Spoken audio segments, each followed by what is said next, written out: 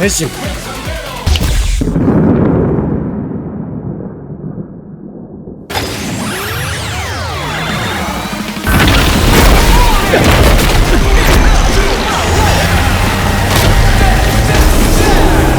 Henshin. Cukup berat ya episode kali ini, tapi itulah dia yang jadi bagian dari proses untuk upgrade formnya Kamen Rider Zetsu, yaitu Inazuma Plasma. Apalagi Bapak Kazuya Kamihoryochu juga balik lagi nih ngedirect episode kali ini dan juga 2 episode ke depan. Jadi terlihat mahal, dalam, tone-nya juga berbeda, dan kerumitan dunia mimpinya itu semakin dapat ya. Ya, semoga Anda bisa ulas semua poin-poinnya semaksimal mungkin. Dan di sini Anda ngomong dulu di awal kalau pembahasan ini bakalan menarik banget. Jadi silahkan kalian simak sampai beres guys ya. Jadi langsung aja kita bahas. Ini dia Kamen Rider Z episode ke-14. Baku itu masuk ke dalam sebuah black hole yang tiba-tiba muncul ya setelah mengalahkan Meteor Nightmare dengan form paradigm gravity-nya. Jadi terima kasih banyak yang sudah banyak nambahin teori soal asal-usul munculnya black hole tersebut di pembahasan kemarin dengan baik-baik. Kalau gitu kan enak, nggak perlu ngotot guys. Secara intinya, dari salah satu komentar juga ini Anda ngambilnya ya.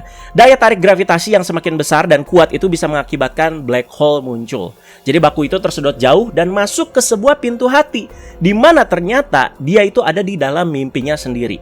Jadi pemandangannya itu benar-benar serba random ya. Ada gelembung-gelembung yang isinya tuh momen-momen atau memori-memori mimpi yang sudah dia lewati. Terus ada puing-puing bangunan yang pada terbang juga. Dan juga langitnya terbagi-bagi dalam berbagai macam warna. Ada warna merah, ada biru, hijau, dan ungu ya. Iya, ini kayak 4 form utamanya dari Zetsu ya soal pewarnaannya.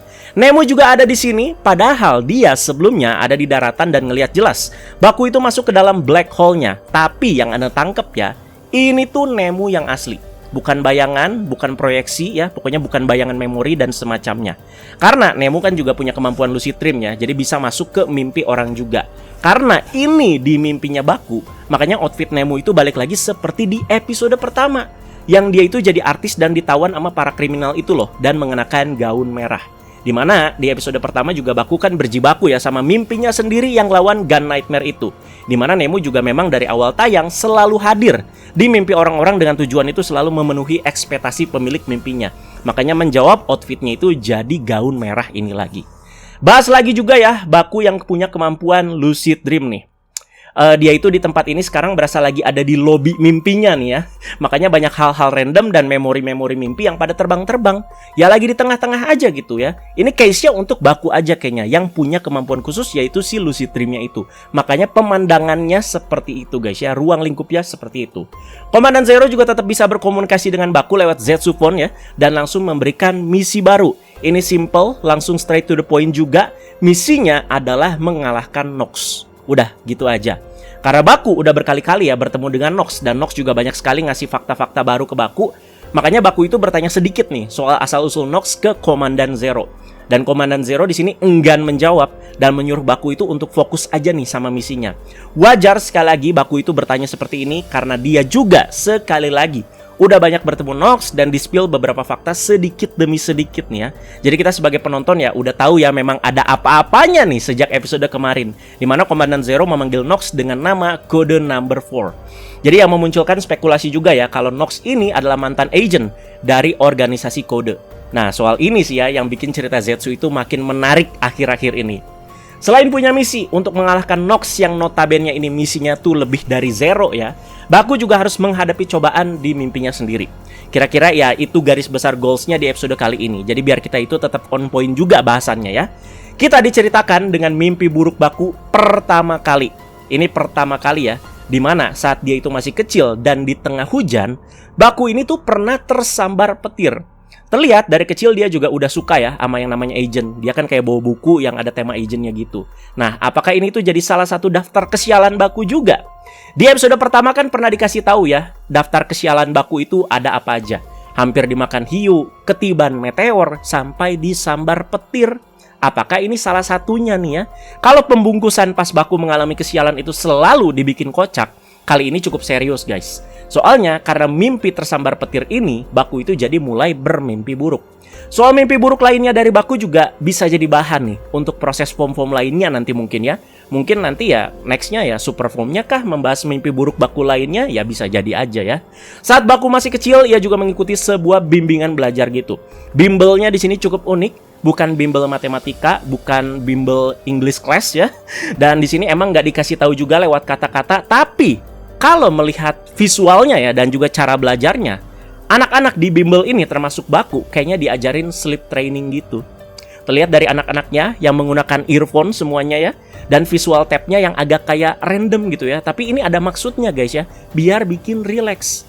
Anda juga pernah soalnya kalau susah tidur, buka YouTube, terus nanti kalian itu dikasih video yang emang secara visual itu ya kayak bikin ngantuk lah, dan juga bikin relax. Terus dikasih juga suara seperti kayak suara angin, suara air terjun ya, suara pasir yang kayak dikobok-kobok lah ya. Nah memang itu suara-suaranya tuh bikin relax dan bikin kita itu ya cepat tidur guys. Baku bisa lucid dream juga bisa aja asal usulnya tuh dari sini, karena sejak kecil dia itu sudah bimbel seperti ini. Ini kan ngasih lihat masa lalu Baku ya, dan yang Anda suka, Baku dan Nemu present ikut hadir juga dan berbaur secara natural di mimpi masa lalu ini. Jadi nggak cuman kayak ngelihat layar doang atau gimana ya, tapi mereka tuh hadir gitu di sini ya. Dan yang paling mengejutkan, guru bimbel sleep training ini adalah Odaka Kensei, Akan Nox. Terlihat Odaka Kensei juga mengenakan cincin agent ya, yang sama seperti Baku kenakan saat ini. Sama banget bentuknya, sama juga silver seperti itu, tapi yang versi Odaka Kensei ini ada ukiran nomor 4. Nah, selaras ya dengan panggilan Zero di episode kemarin, kode number 4. Berarti juga ada kemungkinan nih di masa ini nih ya, Nox juga masih menjadi agent dari organisasi kode. Jadi ini di masa lalu Baku ya, masa kecil Baku tapi di mimpinya. Di mimpi ini, Baku itu mulai kebingungan karena dia itu merasa seperti kayak melupakan sesuatu yang penting nih. Kayak ada yang janggal gitu. Nah, ini dijelaskan di akhir guys ya, dan Anda juga punya teori yang sangat-sangat menarik soal ini, jadi disimak aja terus bahasannya ya. Soal ini pokoknya Anda bahas ini dulu aja gitu ya. Kita ke dunia nyata dulu ya. Jadi Baku yang masuk ke black hole dan lagi berjibaku dengan mimpinya sendiri membuat dirinya di dunia nyata itu tidak terbangun hingga 16 jam lamanya. 16 jam guys, udah kayak orang koma ya. Jadi Minami setia banget ya merhatiin kakaknya ini. Jadi pas lagi merhatiin juga dengan muka cemas. Woi itu cantik banget woi, tolong. Minami juga udah semakin tahu ya dengan kerjaan Baku yang tugasnya itu menyusup ke mimpi orang lain. Tapi sampai saat ini ya, dia itu ya belum kayak mau ngelabrak kakaknya ini ya. Masih secara kalem menanggapi secara dewasa. Minami juga sampai hilang kesabaran nih, karena Baku itu nggak bangun-bangun. Sampai nabok si Zero. Nabok motor, aduh nyeri itu pak ya. Nah soalnya ini tuh misinya itu menghabisi musuh sampai ke akarnya, kata Komandan Zero. Makanya butuh sangat banyak waktu. Di bagian ini kan Zero itu menyinggung ya soal misi kotor yang harus disanggupi sama Baku juga sebagai agent. Tanggapan simpel Anda sih kayak gini ya. Zero kan baru ketemu lagi nih sama Nox ya. Mungkin Nox sekarang dianggap sebagai ancaman terbesar nih. Jadi bisa membuka bobroknya organisasi kode juga. Jadi gawat nih kalau menurut si Komandan Zero ya. Makanya untuk menghindari ini, Zero itu langsung nyuruh Baku untuk mengeliminasi Nox. Kayak gitu sih kira-kira ya. Dan ada bagian yang cukup krusial juga, di mana kita itu diperlihatkan dengan rutinitas dan juga cara Nox itu pulang ke dunia nyata. Makanya dia itu ngomong, saatnya berpisah dengan dunia mimpi. Jadi cincin yang dia pakai sih, yang Anda penasaran ya, jadi bukan cincin agent yang warna silver itu guys, tapi yang cincin yang dia pakai saat ini, yang bagian ininya tuh kayak bisa diputer-puter. Nah, kirain Anda perantaranya tuh lewat cincin ini. Tapi nggak diliatin, mungkin aja belum ya. Soalnya kan dia itu bisa dibilang kayak gagal kembali ke dunia nyata di sini. Nah, di mana Nox itu kan pergi ke suatu bangunan terbengkalai. Dan kita diperlihatkan dengan jelas, Nox aka Odaka Kensei itu versi dunia nyata yang sedang terbaring tapi dengan beberapa alat medis.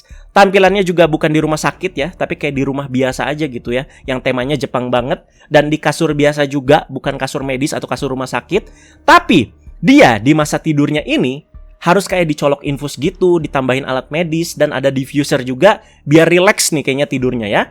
Nah, apakah Nox ini berarti case-nya itu sama seperti Nemu yang ada di dunia nyata itu seperti putri tidur? Bisa iya, bisa aja enggak guys. Nah, ini masih prediksi aja ya. Kalau enggak, Nox ya seperti orang biasa aja sebenarnya.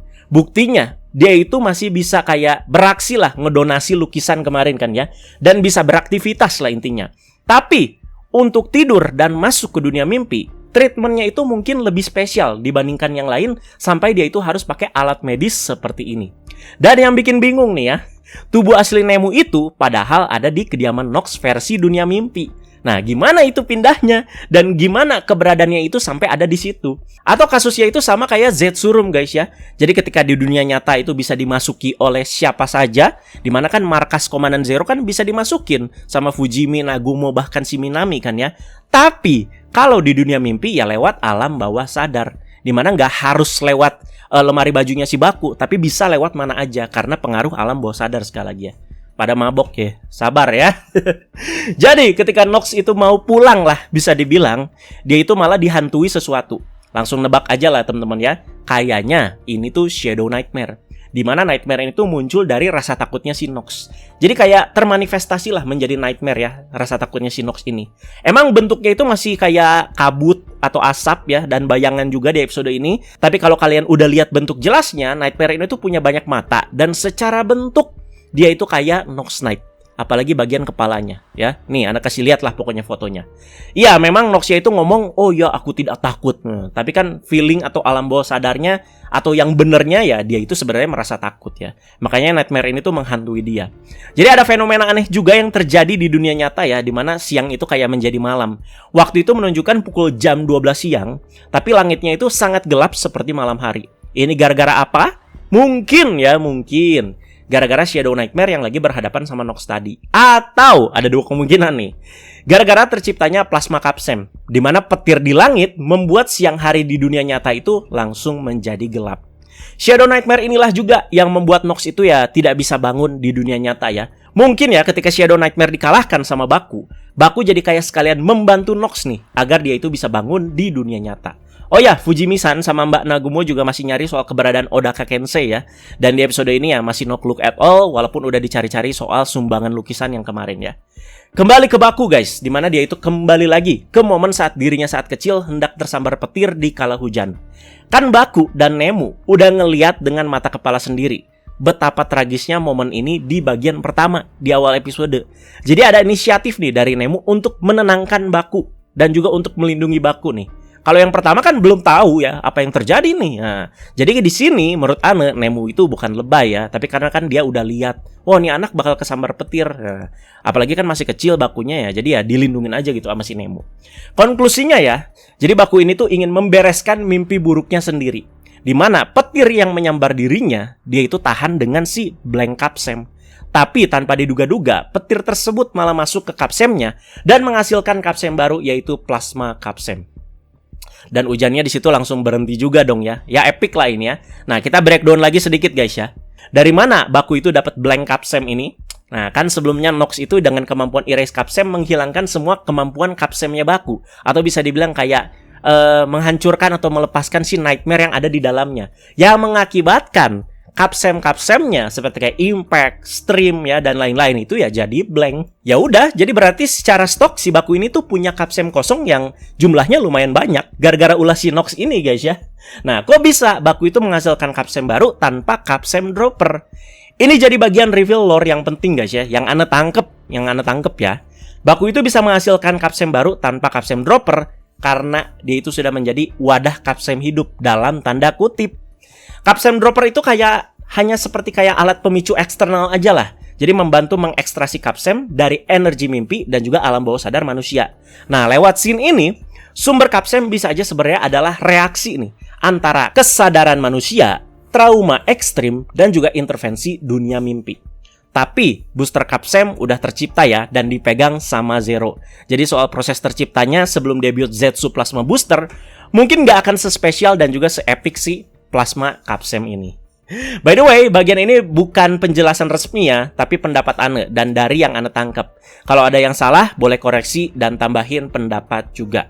Selanjutnya, Baku itu ya berpindah mimpi. Walau nggak dibilang juga secara eksplisit, tapi sepertinya Baku ini akhirnya mampir ke mimpinya si Nox. Detail lainnya lagi ya, jadi kita lihat outfit Nemu kali ini.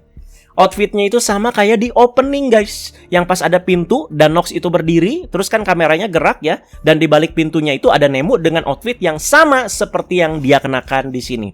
Gak cuma di opening aja, tapi di episode-episode kemarin pas di Kuak, Nemu itu koma ya di dunia nyata dan seperti putri tidur, Outfitnya juga begini, yang serba putih dan dengan style rambut yang seperti itu juga. Kalau di mimpinya Baku, Nemu itu pakai gaun merah. Di mimpinya Nox, dia itu pakai pakaian simple yang serba putih seperti ini. Nox yang lagi berjibaku ya, masih di sini melawan Shadow Nightmare diintervensi oleh kedatangan Baku. Dan inilah dia, Henshin Baku dan juga debut menjadi Kamen Rider Z Inazuma Plasma. Posenya berbeda lagi dan pas Baku menjentikan jari itu keluar percikan listrik coy. Sekuensnya langsung diiringi sama Zetsu yang nerjang si Nox Knight ya, dimana bagian ini bener-bener kayak The Flash banget ya. Nah fightnya tentu ya oke punya, dimana kemampuan utama dari Zetsu Inazuma Plasma ini tuh ada di kecepatannya. Namanya juga petir, thunder pak ya. Jadi ya kiasannya itu ya secepat kilat. Nox Knight tentu ya sangat kepayahan ngelawan form Zetsu yang ini. Tapi ada bagian yang Nox menurut Anda tuh cukup pintar, dimana dia itu nembak 2 fire hydrant gitu ya, biar airnya itu pada muncrat, biar tahu pergerakan Zetsu Inazuma Plasma itu di mana dilihat dari si percikan airnya. Gila, gokil sih ini ya, tapi tetap aja kewalahan. Nah, di fight ini Zetsu Inazuma Plasma juga mengeluarkan senjata andalannya, yaitu Inazuma Blaster. Nah, kece juga nih, apalagi bagian finishingnya guys. Jadi, si Nox itu kayak udah di-aim dan juga dikunci gitu, di-lock gitu guys ya. Sehingga tembakan dari Inazuma Blaster kayak udah pasti kena ketika ditembakkan ke targetnya. Pas lagi dikunci kan si Nox-nya kayak ngusap-ngusap gitu ya, kayak mau ngilangin si aim-nya ini kan, tapi nggak bisa guys. Nah, Nox-nya di sini kalah telak, bersamaan juga Baku yang mencapai limitnya ketika menggunakan form ini. Gak seperti Aceng di Gits ya, yang langsung kayak ngantuk ya ketika udah pakai boost Marksu, ataupun rider-rider lain yang usernya itu langsung capek ekstrim. Ini ya udah gitu, Bakunya ya cuman balik lagi ke human form. Berarti efek sampingnya plasma kapsem ini tuh nggak bisa digunakan dalam jangka waktu yang lama. Udah sesimpel itu aja. Makanya nanti ada booster kapsem kan sebagai penguatnya. Di sini Baku itu langsung kayak ngelabrak si Nox lah, karena Baku menduga Nox itu berulah yang mengakibatkan ada ingatan Baku yang dihapus. Nox itu cuman bilang, yang dihapus adalah kegelapan yang dalam. Kalau kayak gini kan ya kita itu nggak bisa nangkep banget maksudnya itu gimana kegelapan yang dalam. Nah dijabarkan lebih luas, yang dihapus dari memori Baku adalah kode, dimana Baku dan bahkan Nox itu hanya dijadikan korban konspirasinya kode. Dan suatu saat hidup Baku itu akan diubah menjadi mimpi buruk itu sendiri. Malah si Nox ini tuh menyuruh Baku untuk lebih mempersiapkan diri dan melindungi dirinya sendiri, dan bahkan memanggil Baku juga sebagai kode number 7. Nah yuk langsung ya, coba kita bahas, asik nih di bagian ini. Anda sampai harus boker dulu pak, biar otak juga encer dan nemu teori-teori begini ya. Jadi kembali lagi nih ke memori mimpi saat Baku itu bimbel dan gurunya itu Nox. Nemu itu nanya ke Baku, loh Baku dan Nox dulu saling kenal ya? Tapi Baku bilang tidak punya ingatan tersebut. Hah? Enggak, gue gak punya ingatan ini. Dugaan pertama nih, memori atau mimpinya itu memang benar seperti ini adanya. Tapi ada ulah Nox yang membuat Baku itu seperti melupakan sesuatu yang penting. Nox kan punya kekuatan dari si Erase Capsem.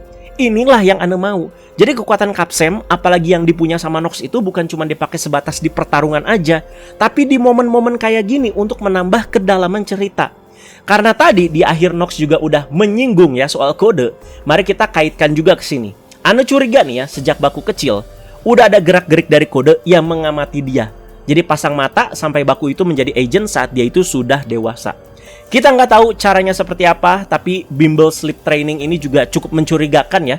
Apa anak-anak ini tuh lagi di training kemampuan tidurnya agar menjadi calon-calon agents buat si kode nanti di masa depan. Bisa aja guys ya. Anak-anak tadi dan Baku sendiri adalah calon agent-agentnya kode nih. Nah, kenapa sudah ada juga sejak Baku kecil? Karena kan udah diceritain juga di episode kemarin ya, di mana organisasi kode itu memang ada di dunia nyata dan bahkan sudah ada sebelum Baku itu lahir. Coba kita bikin kesimpulan ya. Jadi anak-anak ini kan adalah calon agent kita anggapnya, yang udah diamati dan dilatih sama kode lewat sebuah bimbel sleep training. Dengan kemampuan Nox dan juga erase-nya, berarti Nox juga mampu menghapus bagian ingatan seseorang. Yang ceritanya itu, jadi ini tuh anak-anak yang cuman anak-anak biasa, bimbel sleep training, dan gurunya itu Nox. Ini berarti momennya setelah pakai Erase Capsem. Nah, dimana Nox juga kan sangat baik sekali ke Baku.